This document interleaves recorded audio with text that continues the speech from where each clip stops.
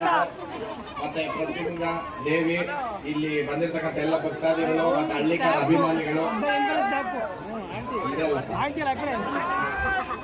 ಎಲ್ರಿಗೂ ದೇವ್ರು ಒಳ್ಳೇದ್ ಮಾಡ್ಲಿ. ನನ್ಗೆ ಕಾರ್ಯಕ್ರಮಗಳಿದ್ರು ಇಲ್ಲಿ ಅಮಾವಾಸ್ಯ ದಿನ ಇಲ್ಲಿ ಪೂಜೆ ಕೊಂಡು ಒಳ್ಳೇದಾಗುತ್ತೆ. ನಾನು ನಿಜ ಪ್ರಪ್ರಥಮವಾಗಿ ಬಂದಿರೋದು ದೇವ್ರ ಹತ್ರ ಒಂದು ಬೇಡ್ಕೊಂಡಿದ್ದೀನಿ. ಅದು ಒಳ್ಳೇದಾದ್ರೆ ಮತ್ತೆ ಬಂದು 1 kg ಬೆಳ್ಳಿ ಕೊಡೋ ಮುಖಾಂತರ ದೇವಿಗೆ ನಾನು ಅರ್ಕೆನ ತೀರಿಸಿ ಆ ನಂತರ ನಾನು ದೇವಿ ಬಗ್ಗೆ ಚೆನ್ನಾಗಿರುತ್ತೆ. ಯಾಕಂದ್ರೆ ನಾನು ಇದೇ ಪ್ರಪ್ರಥಮವಾಗಿ ಬಂದಿರೋದು. ಮತ್ತೆ ದೇವಿ ಸಿಂಗರ ದೇವಿ ಅಂತ ನಾನು ಪ್ರಪ್ರಥಮವಾಗಿ ಕೇಳಿರೋದು ಅಷ್ಟೇ. ಬಟ್ ಗುರುಗಳು ಅವರ ತಮ್ಮ ಅವರು ಬಂದು ಹಿಂಗೆ ಬರಬೇಕು, ಒಳ್ಳೆ ದಿನ ಇದೆ ಅಂತ ಕಾರಣಕ್ಕೆ ಬಂದಿರೋದು.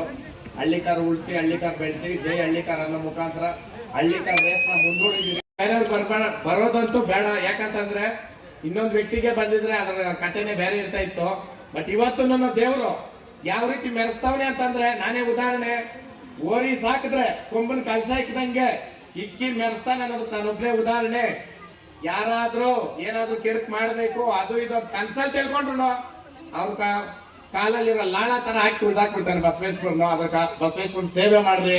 3 ಕೋಟಿ ದೇವ್ರುಗಳಿರೋದು ಗೋಮಾತೆನಲ್ಲೇನೇನೆ ಅಲ್ವಾ? ಕಸನೇ ತಿಂದು ಹಾಲ್ನೇ ಕೊಡೋದು. ಅದಕ್ಕೋಸ್ಕರ ನಿಮ್ ಕೈಯಲ್ಲ ಆದ್ರೆ ದನನ ಉಳಿಸೋ ನಿಟ್ಟಿನಲ್ಲಿ ಎಲ್ರು ಕೈ ಜೋಡಿಸ್ರಿ. ಮತ್ತೆ ಎಲ್ಲ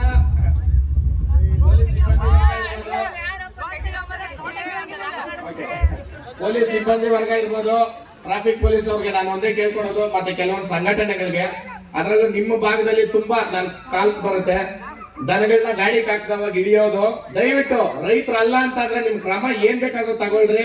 ಅದಕ್ಕೆ ನಾನು ಜೊತೆಗಿರ್ತೀನಿ. ಬಟ್ ರೈತರು ಅಂತ ಗೊತ್ತಾದಾಗ ತೊಂದರೆ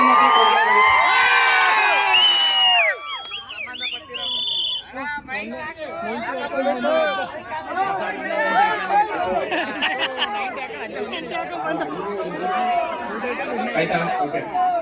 ಯಾಕಪ್ಪ ಮೈ ಕೋಪನಾ?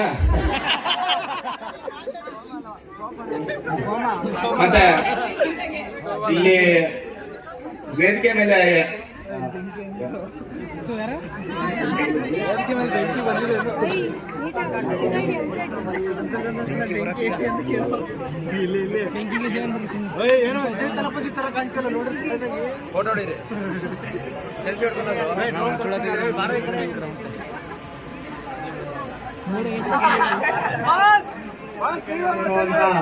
ಡಾಕ್ಟರ್ ಶ್ರೀ ಸುಶ್ರೀ ಗುರುಜಿ ಅವರು ಹಾಗೂ ಶಾಸಕರಾಗಿರುವಂತಹ ಶ್ರೀಮತಿ